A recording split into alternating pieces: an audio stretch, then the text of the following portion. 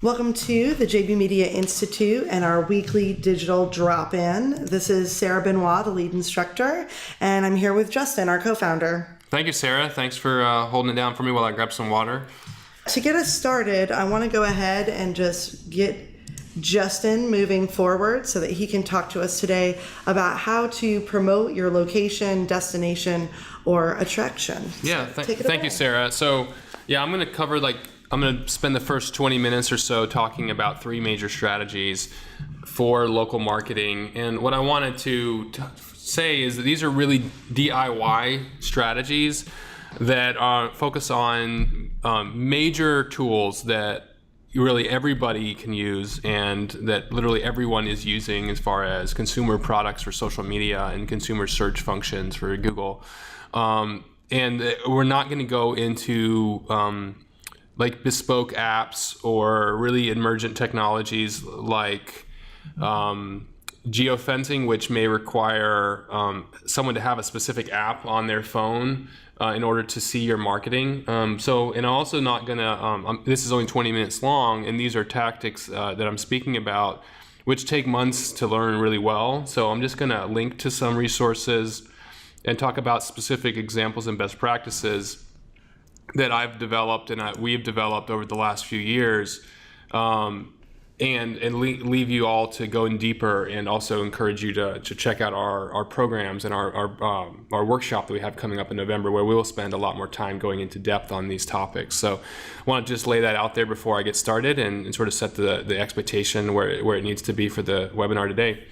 The three technologies that I'm going to talk about are local SEO and Google Maps optimization, Facebook advertising, and Google AdWords. And as I mentioned a minute ago, these are all technologies that literally everyone can utilize and not everyone's necessarily going to want to use all three based on your business model or your needs, but you can reach pretty much every single person who's a digital user by using one of these three or a combination. So to explain the local SEO is really relevant for businesses that have retail locations, meaning that they have locations where they do business, where people come to their business location. This is great for restaurants, great for attractions, great for hotels. It's actually critical for those three business models, and it's increasingly important for service area businesses and chains and things of that nature that have multiple locations. And in order to be successful at local SEO, and what success looks like is when someone searches for a service or product or type of experience in an area, if they look for the area by name in the search, or if they're in that area and they search a generic term, that your business pops up in the map listing in the top three. Because the very most limited display advertising spaces, or not advertising, organic spaces for the Google Map only lists three businesses.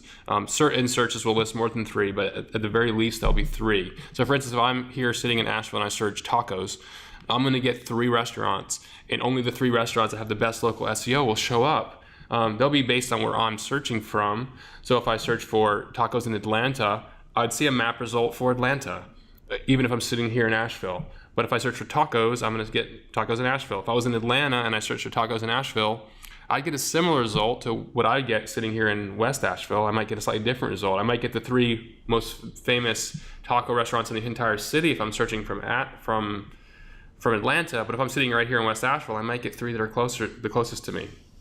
So it's a little bit different for everybody. But some of the three things you need to do to get results with your local map result is get your NAP consistent, which is your name, address, phone, and the way that those three things appear across the entire internet. That includes your social media profiles, your free and paid business directory listings, and your own website.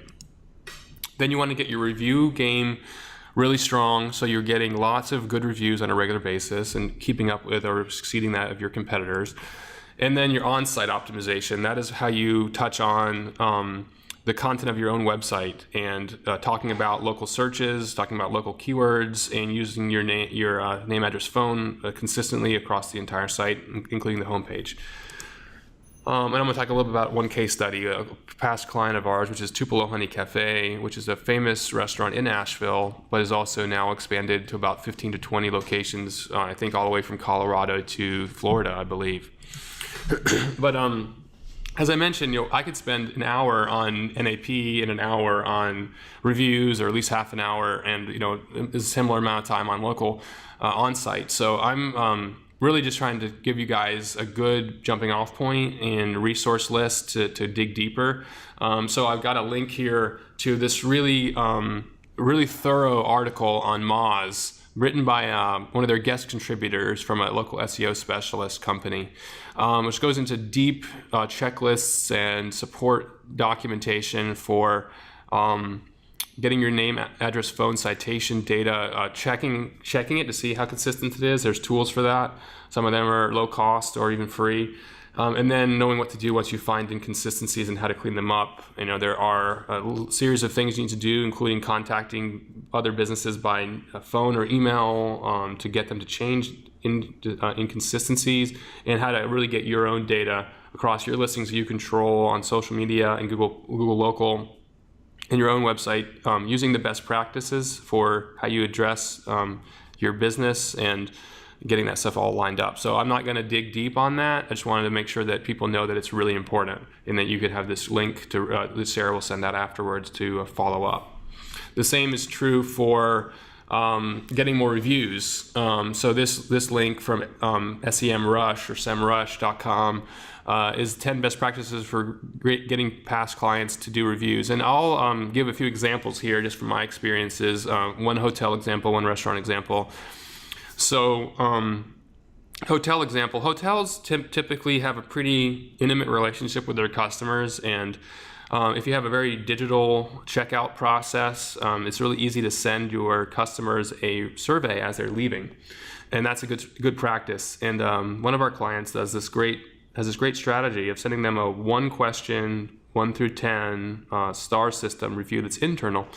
And if they review at 7 stars or better, then the next page is, thank you for your review. Would you please consider giving us a review on one of these websites? And it lists Google, it lists Yelp, and it lists TripAdvisor. I think I may not even Yelp, just I think TripAdvisor and Google, because those are the two that have the most influence for organic traffic and SEO traffic for hotels.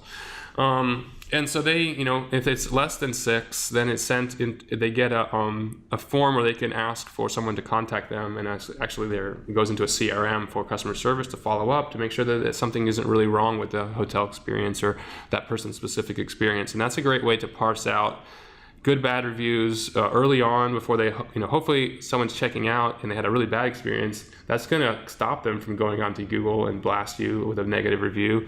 And it's going to allow your customer service team to really focus on those people in a very hands-on way, while also kind of automating the process of getting the better people to, hopefully a percentage of them, to review you. And you can incentivize that. I mean, certain tools will not allow you to incentivize reviews, but you can put people who you can have them, you can tell them if they submit a review and they maybe check a box on that second form that they'll enter to win something. That's technically like a gray area. You don't want to put out a public blast of email to do that. Google will get you in trouble, but if you can do subtle things like that, I think can work as well. But this article goes much deeper than that specific advice. With Tupelo Honey Cafe, where I worked for 3 years as a marketing coordinator and digital marketing specialist through both internally and with my agency when I started the agency in 2011, they do this thing where they have these check insert surveys, and they have you enter every time you fill one out, you enter to win something, and it's at your check presenter. It's this really branded, nice little survey. Sometimes they have tearaway coupons and promotions for things they have, like cookbooks and other things they're selling on those, and their online store vouchers and things like that. But mostly it's just a simple half page or 4 or 5 line survey form, and then they get people to give them an email address on that, and then they follow up and they send them the people who reviewed it highly a request to do a Google review or a Yelp or in their case other food websites that they want to be reviewed on. So those strategies are going to appear in this best practices, and there's probably a lot of others that I'm not as familiar with, but wanted to talk about those first. And then lastly, on-site content. So the most important thing with on-site content is that you if you only have one location, that you have that location listed in your meta title. So like if you're an Asheville restaurant, you want Asheville restaurant in your meta title, in your meta description, in your homepage, and you want your name, address, phone number listed on the footer of every single page of your website. It gets more complicated when you have multiple locations. You have to build out location pages by city. If you have multiple locations in that city, then you can build out specific location pages for each location, or have one citywide directory page that lists all your locations. And then it gets more complicated how to do your homepage metadata and some of your other main site content pages. But this article here gives you a checklist for that, and it's especially easy to follow if you're operating out of one city only. So that's if you're in that bucket, you should really take this seriously and get that really toned in. So I wanted to say that. One example, I was actually doing a little research for this, and this next slide is actually kind of irrelevant why I did this. So I did this search, and I used to work for Tupelo Honey, as I mentioned before, and this listing right here, I know when I worked there, would get almost 1,000 clicks a day. That's insane. That's like more than half of their traffic was from this Google listing for Asheville restaurants, and about 100 other variations. They were good for Asheville lunch, Asheville breakfast, Asheville brunch, Southern restaurants, all the things that they are in Asheville. And it's interesting that Posana Cafe is ahead of them, and the reason is Posana is at the center of downtown, even closer to the center. You can see the center is here on the map. The center of the map is the intersection here where Posana is located. But they actually changed the name of their business to Posana Restaurant from Posana Cafe, and I think that actually has helped them move up in this search for Asheville restaurants. And if you look at their meta title, it says Posana Restaurant Asheville in their meta title, and they have a lot of reviews, and they're strong reviews. They're not quite as strong as Tupelo Honey, but they're close. But look, Tupelo has 1,000 reviews. They have lots more links. But now Tupelo Honey's homepage doesn't say much about Asheville on it. They are now in 15, 16 different cities or more. And they have, when they were just an Asheville restaurant, they were number one. Now it's harder for them to compete, being that they're in those markets, and it's a much more complicated game for them. Anyway, I wanted to just mention that, and you can look at these as best practices and search for Posana and see what they're doing. But read those 3 articles, and you'll get a lot of information to move yourself forward on this one strategy. So moving forward to the next section of the webinar, I want to talk about Facebook advertising. And targeting by geography, location, and people near you. And this is what I find confusing about Facebook advertising is what you can do with geotargeting. They have 3 options, and they're a little bit tricky to understand. And then what you can do directly from your page. So the first 3 are talking about what you can do from the ad manager or from building an audience. So I'm going to use Asheville as an example. You can, in the locations field, when you're building an audience or creating a targeting audience from boosted post, you can put a zip code in. And right now there's 32,000 people on Facebook who live in, people who live is the first option in the drop down above the location fields. And there's 32,000 people who live in 28801, which is the zip code for downtown, and 28,000 if I just search Asheville here with a 50-mile radius. So that's like, basically most of Buncombe County, there's 280,000 people. So you can do by zip code and target people who are local. This is great if you're trying to market something locally for your own, local people. Next question is, let's say you move that to people traveling here. So if you do Asheville and people traveling to Asheville, that number drops to 15,000, but this is people who are currently on vacation in your market. And that is a very valuable audience if you're trying to market something is like 80% tourist, and it's something people would make a decision to do immediately. You can constantly be targeting the people who are currently visiting your city. And you can see here from the description, it's people who are currently, most recently in this area, but who live at least 125 miles away based on where they're currently located. And Google and Facebook knows based on like where they consistently are checking in, where they consistently their phone is consistently located, the nearest cell tower. So that's useful. The last option, people recently in this location, this is a little bit misleading. It doesn't mean that they were like here and they've left. It means that their most recent check-in is here. So that would be including locals. This would include locals who are not traveling and tourists. Yeah. And this means if you want to do an event or a business that's a hybrid between a tourist business and a locals business, you should use this option because you'll capture everyone who's currently here and people who are visiting at the same time. It's the largest combined audience you can target for a location. You can pick I picked Asheville plus 25 miles. There are 300,000 people who are either living in Asheville or currently visiting Asheville. And then you can narrow it down based on demographics, age, gender, interests, and get the actual people that might be interested in your content. So that is a little bit about how you use the Facebook ad builder to target based on location and various options they allow. Now, if you aren't comfortable using the Facebook advertising tools, you can just use Facebook's really simple beginner tools on the page. So if you're on your own page and you go to the bottom in your admin pages, you see this promote button, you click on it, it pops this window up, and it has this option that says promote your business locally. If you click on that, you get this option, which basically just tells you who is like right around your business. And this is, I'm using my business as an example here, and there's 89,000 people within 3 miles, and I could change the radius, and then I could create an ad for an event, an ad for maybe a workshop or whatever we're doing, maybe just our services if we're like a walk-in consulting firm, which we kind of are.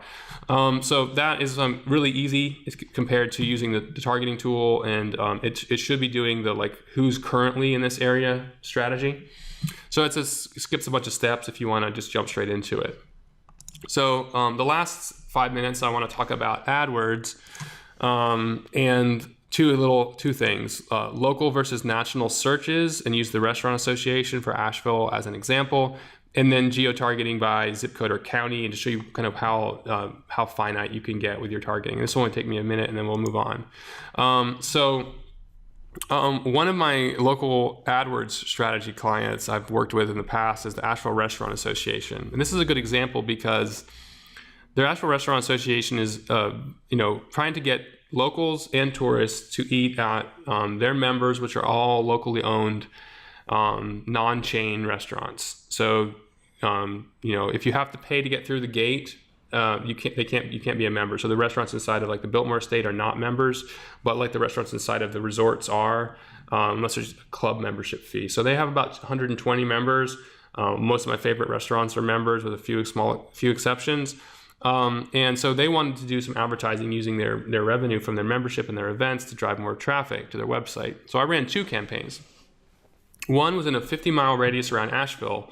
Anyone searching for restaurants, anyone searching for pizza, anyone searching for brunch, would get an ad for the Restaurant Association. It would say, visit our website to choose from, over 100 locally owned, high quality restaurants. And so it doesn't matter if the person was using the word Asheville in their search, because if they were in that radius when they searched, this restaurant website would be a useful resource for them. However, for people who are in California planning a visit to Asheville next month, I wanted them also to be on this website. So it's choose which restaurants they were going to attend based on this list rather than just doing Google searches, hopefully. That was the plan at least. So I did a second audience that was the entire country, and I excluded the local audience and said if someone's searching for Asheville restaurants, Asheville dining, Asheville pizza, so on and so forth, 50 different keywords or more, they would find an ad that says Asheville Restaurant Association, similar advertising, similar copy, but it would only target people who aren't in the area currently. And the way you do that targeting is basically you can build an audience in Google AdWords, and you can put in the search field, in the enter location field in Audience Builder. This is the advanced search. You can type in a zip code, a city, a county, a state, and you can add those to your list, and it builds a inclusive kind of area, and they don't have to be concurrent. I could add Charlotte, and it would be, there'd be a gap. You can also exclude any of them. So you could do all these counties and exclude them, and everyone else in your targeting would show up, but not the people in those counties. So I could do North Carolina and exclude all these western counties, and they would come up in red rather than blue. So blue means they're in your target area. Red means they're out. This example doesn't have any that are excluded, but if you remove them from this list, they disappear. But when you're adding them, when you type one in, it'll say add to the list or exclude, and you choose exclude, and it'll actually add it in red. So that is that's my portion of the webinar. I wanted to just talk about what's possible for targeting using the 3 most popular tools. Thank you all so much for being here, and don't hesitate to reach out to Justin and I with further questions about these topics or to learn more about the DIY workshop as well as the JV Media Institute. Thanks again and have a great day.